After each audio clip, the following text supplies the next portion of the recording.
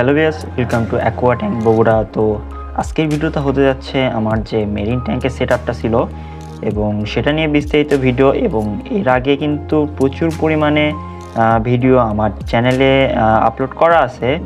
দেন এটা আজকে নতুন ট্যাঙ্কের আপডেট যেটা আছে সেটা নিয়ে আজকে ভিডিওটা হতে যাচ্ছে। তো চলুন ভিডিওটা শুরু করা যাক। তো ফার্স্টে মেরিন ট্যাঙ্কের যে বিষয়গুলো আছে সেটা হয়তো বা আমি এর আগের ভিডিওগুলোতে টিপসগুলো শেয়ার করেছিলাম, and then the final result আপনাদের সামনে এবং তুলেও ধরেছি যে মেরিন ট্যাঙ্ক আসলে possible. And then the final result আমার যে ট্যাঙ্কের আফটার অল আপডেট নিয়ে আজকে যেহেতু ভিডিওটা হতে যাচ্ছে, তো একটু আপনাদেরকে আগে বলে রাখি আমার যে এলইডিটা আছে এই এলইডিটা কিছুটা পরিমাণে ইনক্রিজ করা হয়েছে। দেন এই এলইডিটার কারণে আরেকটু আগের থেকে বেটার রেজাল্টের জন্য ইনক্রিজ করেছি।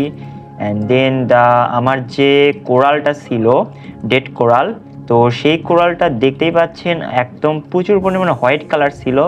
দেন এখন কিন্তু এটা পুরোটাই পার্পল কালার চলে আসছে। অ্যান্ড এটার রিজনটা সেটা হচ্ছে আমার যে অ্যালগি, আর অ্যালগি গ্রোর কারণে কিন্তু আমার যে বেগুনি কালার যে মেরিন অ্যালগিগুলো আছে, তো এই অ্যালগিগুলো কিন্তু অলরেডি গ্রো করতেছে।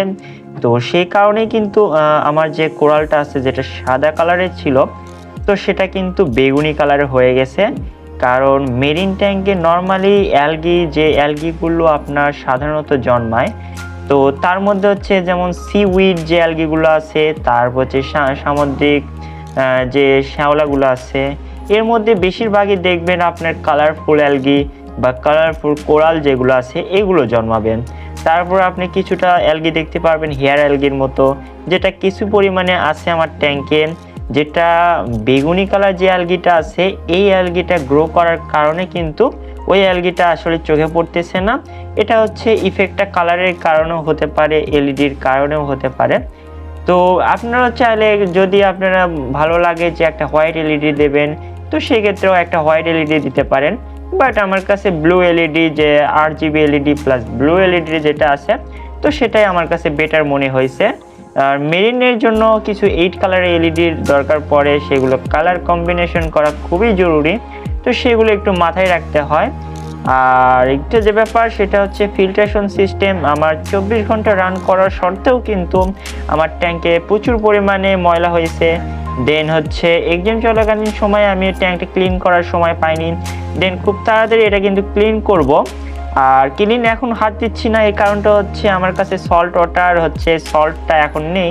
তো পানিটা রেডি করতে হবে, দেন আমায় ক্লিন করতে হবে। কারণ এটা তো আর নর্মাল ট্যাঙ্ক না যে সরাসরি ট্যাপ ওয়াটার ঢেলে দিলাম আর হয়ে গেল। তো পানিটা আগে থেকে একটু রেডি করতে হয়। তো সেই কারণেই কিছুদিনের মধ্যেই কিন্তু এটা আমি ক্লিন করব। দেন একটু ময়লা হয়েছে, যদিও ওই ট্যাঙ্কে ফিশ নেই, তো তারপরেও কিন্তু আমার কিছুটা পরিমাণে ময়লা হয়েছে। এটা আসলে আয়রনের কারণে হয়ে থাকে। যেমন হচ্ছে আমি কিছুটা পরিমাণে মেটাল শিট ইউজ করেছিলাম, তো সেই কারণে হয়তো বা হয়েছে।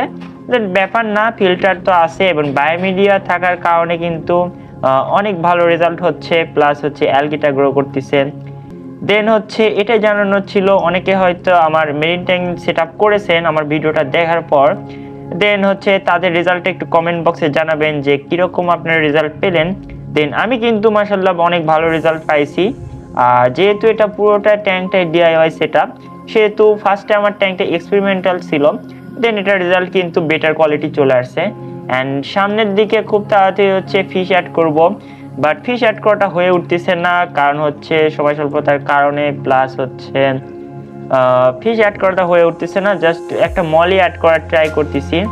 আর সামুদ্রিক মাছ বলতে এখন আপাতত অ্যাড করার কোনো প্ল্যান নাই, কারণ আমার ট্যাঙ্কটা যখন আসলে মোটামুটি পুরো রিপটা কমপ্লিট হয়ে যাবে, মানে বুঝাইতে চাইতেছি যে পুরোটা যখন অ্যালগি দিয়ে প্রচুর পরিমাণে অ্যালগি দিয়ে ভরে যাবে, তখন আমি ফিশটা অ্যাড করব। আর হচ্ছে মলিটা অ্যাড করতে চাচ্ছি না, এর রিজন যেটা আমি রিসার্চ করে দেখলাম, তো সেটা হচ্ছে মলি মাছ প্রচুর পরিমাণে অ্যালগি খায়। তো আমি যদি মলি এনে আমার ট্যাঙ্কে ছেড়ে দিই, আমার যে কোরাল অ্যালগিগুলো আমি এত কষ্ট করে যে গ্রো করতেছি, সেটা যদি মলি এনে ছেড়ে দেওয়ার পরে সব অ্যালগিগুলোকে খেয়ে ফেলে, তাহলে সব কষ্টটাই বৃথা হয়ে গেল না। তো সেই কারণে আমি মলিটা অ্যাড করতে চাচ্ছি না, অন্য যে ফিশগুলো আছে তো সেগুলো অ্যাড করার প্ল্যান আছে। তো আসলে অনেকে হয়তো বলবেন যে মলি ফিশটা দিয়ে চেক করেন, হ্যাঁ, বাট আমি যে এত অ্যালগিগুলো তৈরি করতেছি বা গ্রো করতেছি, তো এই অ্যালগিগুলো যখন ওই মাছটা খেয়ে ফেলবে তখন হচ্ছে কিন্তু আমার ট্যাঙ্কটা পুরো ক্লিন হয়ে যাবে। কিন্তু আসলে মেরিন ট্যাঙ্ক তো অ্যালগির জন্য আমি তৈরি করতেছি, তো সেটা আসলে একটা প্রবলেম। তো সেক্ষেত্রে দেখা যায় অন্য ফিশ অ্যাড করার প্ল্যান আছে। তো এটাই ছিল আজকের ভিডিওর আপডেট। তো দেখা হবে কোনো নেক্সট ভিডিওতে। তো আজকের ভিডিওটা এই পর্যন্তই।